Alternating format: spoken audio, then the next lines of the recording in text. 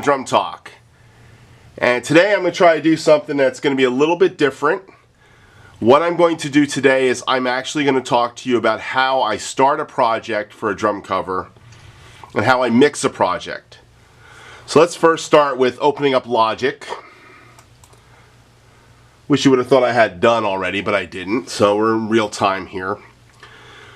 So we're going to open up Logic, and once Logic opens up, then we'll go from there. Now, what I am trying to do here is I am recording this with my DSLR. I don't have screen capture. I wish I was hip enough to have screen capture to actually capture the screen and record it. Maybe someday I'll figure that out. It's not really a priority of mine at this point, but I'm sure there's some kind of program that'll be used to do this. Just to let you know, I use a Mac computer. I use a 2011 Mac Mini server. I've been using it for quite a few years. I'm running Logic Pro X. And this is my current operating system. So let's do this. Let me show you how I start a project from a template. So this is how I start every project. I start from a new template. Okay? Now, one of the things you won't see is that I have two screens and I can't keep flipping between screens. So it says, do you want to close this one? Yes, I do. And what's going to happen is it's going to bring up a new template. I've created a bunch of templates for different projects and things I've done, like the Concert Tom project. I did a rap session once, or was supposed to do one. A project for a friend, but this is the one I've been using for my drum covers lately. Now, I'm going to take us back to this because I just want you guys to see what happens when I open it up. First off, I have to make sure all my inputs are correct. Right? The second thing you'll notice is that all of my channel strips have got plugins already put in it. When I built the template, I built it with a basic set of plugins for each channel strip. Now usually once I get a session started, okay, the first thing I normally do when I'm tracking is I turn off all of the master bus compression. That's this channel right here. This is the bus. And I'll explain to you what the bus does at the end rather than in the beginning. But I have a kick, a snare, overhead left and right, tom 1, tom 2, tom 3, and hi-hat. I don't always use that many mics. Many of my covers I will use kick, snare, overhead, left and right, tom 1, tom 2, and no hi-hat mic or no third tom. Okay, like this project I'm going to use today. My kick drum channel has a certain number of plugins in it. Here are the plugins in my kick drum channel. The first plugin is a basic EQ. And this is set for a normal kick EQ with a little bit of a boost here, a little bit of a pull down between 200 and 1000K, a little push where you get the beater click, and sometimes I pull that out or pull it in. The next plugin I use on a kick drum is my Pultec plugin, okay? And kick drum punch, I've got two presets that I use in here. If I go in, there's kick drum meaty, there's kick drum punch and click. Okay, I choose which one I want to use. Generally I start with this. Most of the time I end up boosting it either 1 or 2 dB here or attenuating. The interesting thing about the Pultec plugin is the attenuation really doesn't affect the boost. So you can have a boost and an attenuation. It kind of takes a little bit of that crunchy. I guess it's actually getting those frequencies around the main frequency it's boosting. Today it's boosting around 100 hertz. That's the low frequency right there. And then you've got the other boost and attenuation, which is your high frequency around 5 kilohertz, and it's sharp or broad. And right now I've got it in sharp mode, and I boost and then I attenuate depending on the sound I'm trying to get on my kick drum. That's usually done once I have tracks out, but it's a good starting point for me. Then I've got an analog tape compression compressor, which is what I use on the kick, which is standard Logic X Pro. The Pultec plugin is universal audio, and it's a UAD satellite FireWire interface, actually FireWire device that works with my DAW, my of choice Logic. My snare is a basic snare channel. Normally what I do is I usually remove this little bit of reverb, and a lot of times what I'll do is I'll just bring this in, I'll just bring one of these in, the Pultec over, and then I'll put in the typical snare drum setting to start, punch or presence depending on the type of track. Okay? Overheads, pretty well. I usually roll off the high end, so that's what you see here. The low end, excuse me, I roll off the low end, leave the high end flat. That gets any muddiness from the air conditioning or something else out of the system. And then I go into my Pulsec Pro. Today I've got overhead hi-hat high frequency sweetening for my cymbals, but sometimes I'll go into factory settings like drum kit mid scoop or mid boost.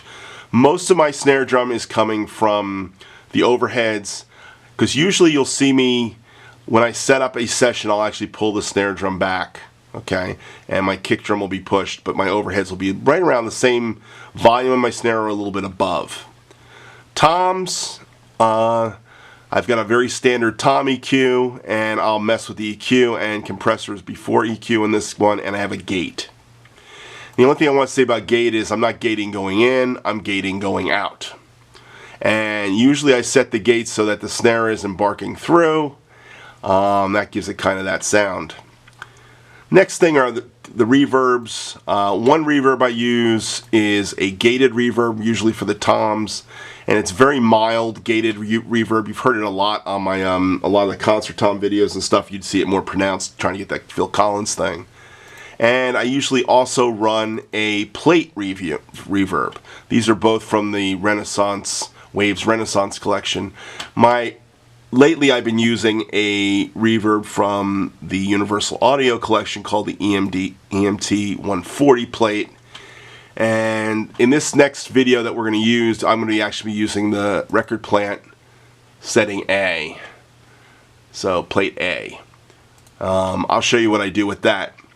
These down here are buses, and the buses send the signal of the channel to the reverb, and then the reverb is set back to return. So normally what I do with a bus on a tom, if I want to have that gated reverb, what I do is I push this up a little bit and it gets that gated sound. I'll show you that when I get some tracks in here. We'll come back to master bus later.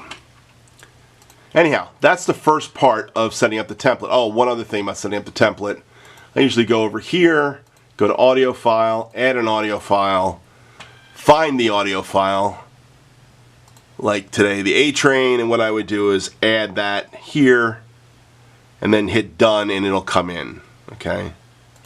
And that'll show up there, and then I drag this over here like this, and then I have the track. And as you'll hear, this is the track.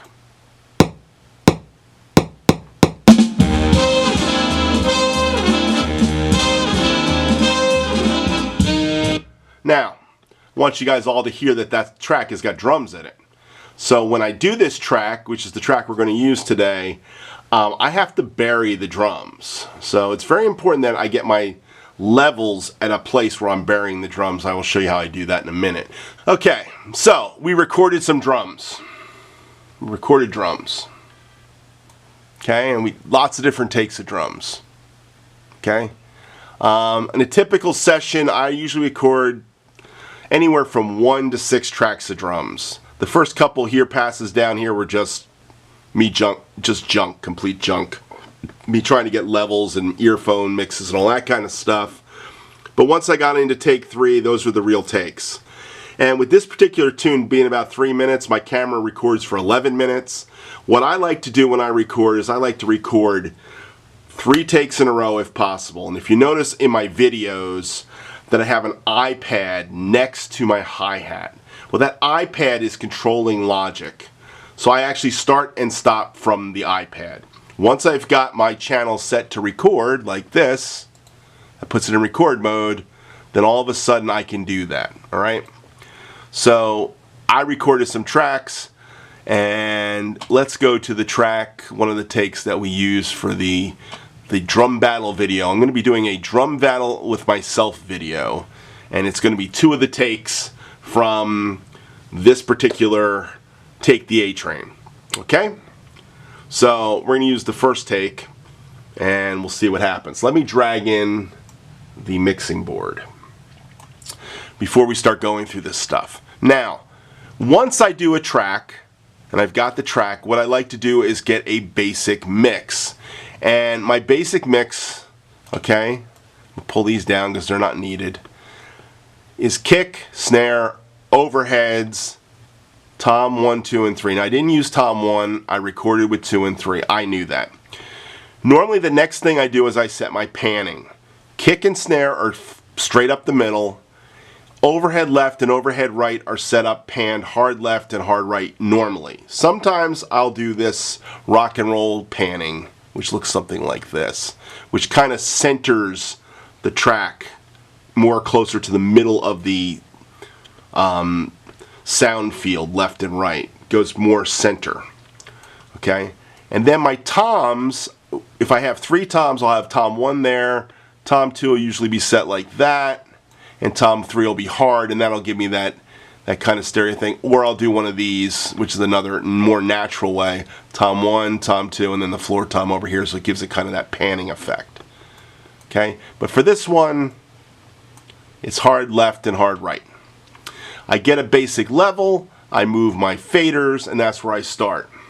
Now, let's listen to the tracks without any plugins and a basic mix. One more thing about the basic mix before I put in all the plugins.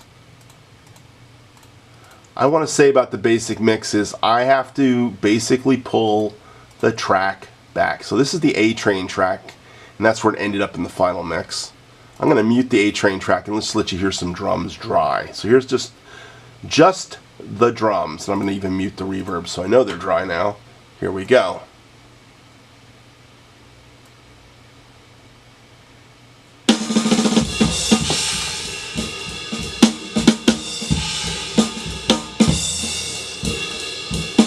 So that's the drums dry.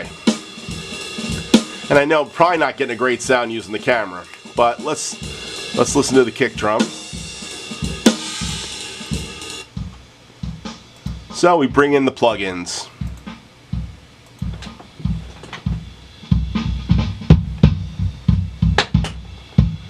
Now this is a jazz tune, so I want a kind of a round kick drum. So what did I end up doing on this? Boosting and attenuating. Because the kick drum is not really hitting hard all the time. The other thing is there's no gate. Because if I have a gate on, it only comes in once in a while. You would never hear the little booms that are going on. Ba, ba, ba, ba, da. You'd only hear the punches. So we take the gate off, and now we get the little, because I'm feathering the bass drum, that's called. That's a technique in jazz called feathering the bass drum. Alright, let's just bring the snare in now.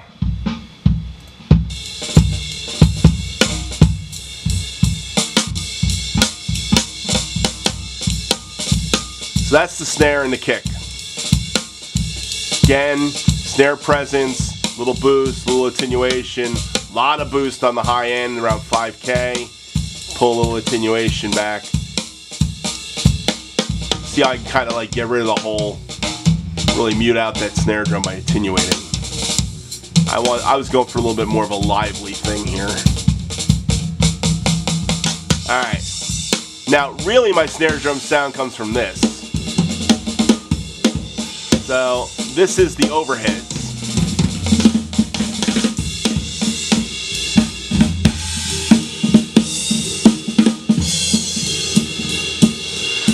And what I try to do is dial my overheads in such a way where the overheads really sound good as a full mix. And that's what I try to get in my earphones too, the overhead sounding really good. That's one of my things.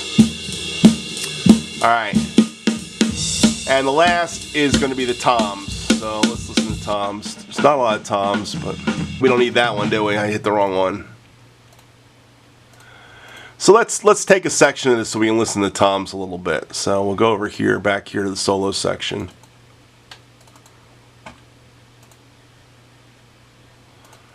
And let's do a little bit of this.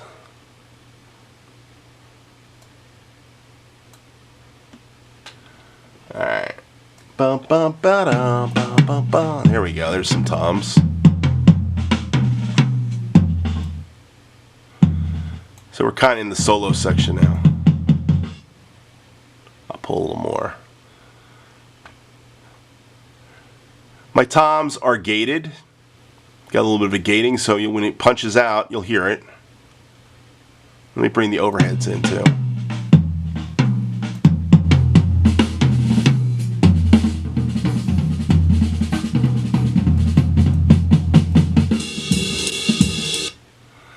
Alright.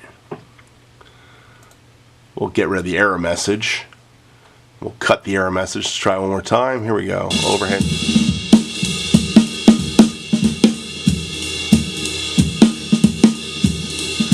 And when the tom hits, you'll see the notice that punches up a little bit. That's the gating, stopping it from going up when the snare's playing.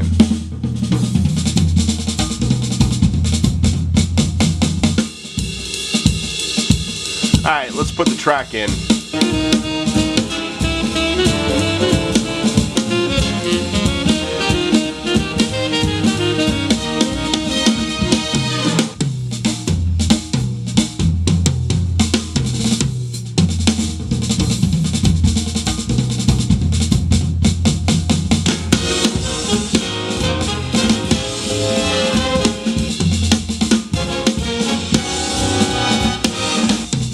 Alright, so now we got one more thing we want to add in here. And for my mixes, once I've got the basic drum mix and I've got the track where I want it, the next thing I do is I put the bus compression. So let's play from the beginning and work on that mix.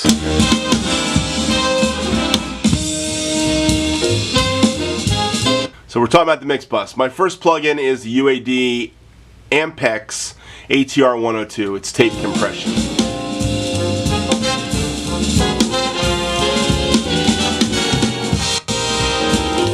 It really kind of fattens it up a little bit.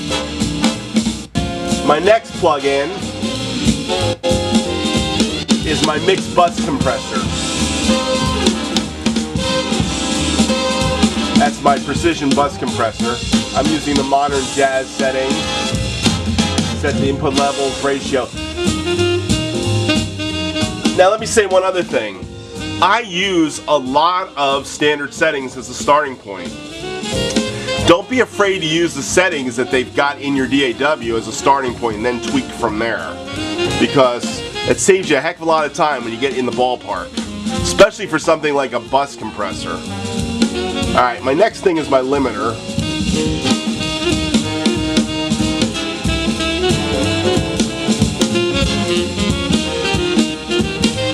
Now,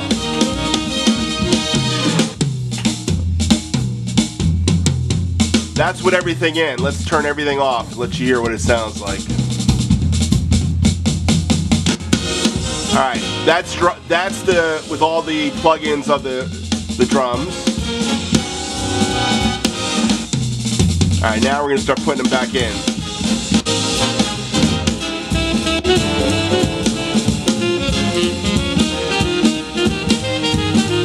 Okay, now by putting all that back in, everything sounds a lot fatter, fuller, punchier. It takes whatever I did on my mix and makes it punchier. Oh, I forgot to do one thing. Let's talk about reverb for a second. All right, before I get too deep. Now, I've got my reverb actually right now is off. So you've got a very dry drum track.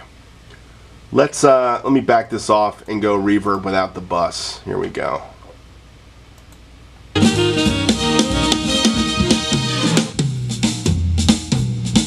There's the reverb kicking it up.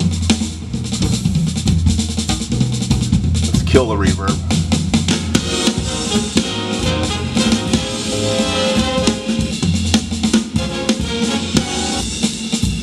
That's reverb. That's what it sounds like.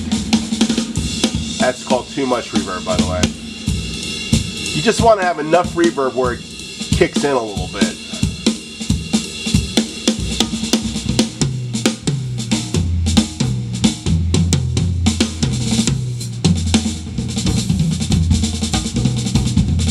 Here it comes again. All right, so let's put the tape compression in. Let's put the bus compressor in. Let's put the limiter in.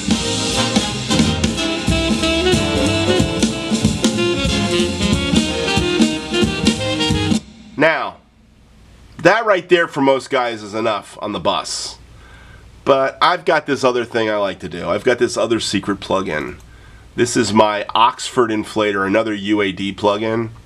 And let me show you what this one does. This kind of brings the track out a little bit around the whole... It kind of brings the track around the drums a little bit in a special way. So let's turn this back on. That's without. Here's with. Without. Within. Now, I realize some of you audiophiles that are watching this are going, this isn't really working because it's coming through the camera. And you're probably correct. But I just want you to see that when you listen to my final mix on this track, this video I did for the Duke Ellington's tune, Take the A Train, you're going to hear this fatness that's there, and it's coming from that plug-in, the Oxford inflator. It's just an incredible little plug-in. And watch what it does on UAD and you'll just be amazed by what this plugin does. It's the special sauce for me. Anyhow, I usually keep my mix level at 0 dBmV, okay? And you want to make sure that you're not running into the red, so watch what's going on here. And at -3, I end up at -3. So I'm pulling back to -3, and that's because of the limiter.